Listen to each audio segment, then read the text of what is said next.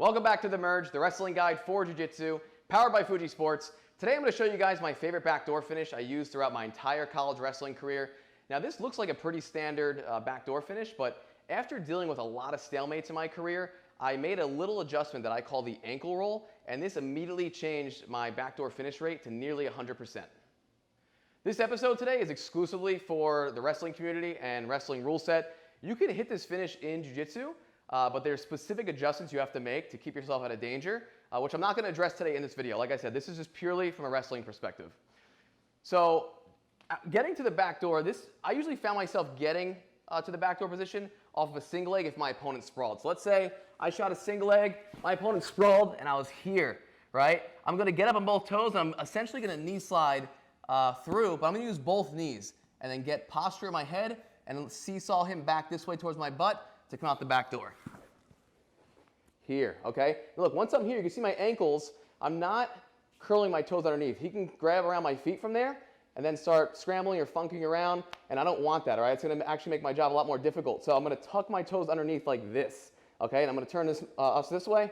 Once we're here, I kind of have a 50-50, right? I can pop either side or go to either leg. For this one, I'm gonna take my right arm, I'm gonna grab around by the calf or by the ankle, right above the shoe, okay?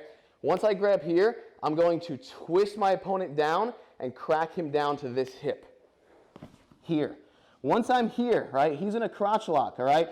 When they lock in between the crotch, this is a position that slows the finish down a lot, and they can start working their offensive technique if we don't get moving quickly, all right?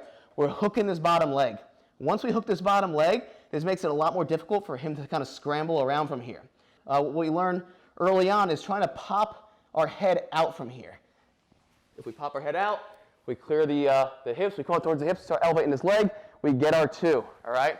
If we find it hard to pop our head out from here, we're taught to grab the ankle and kind of start pulling the ankle down and then quickly switching to the knee to pop the head out.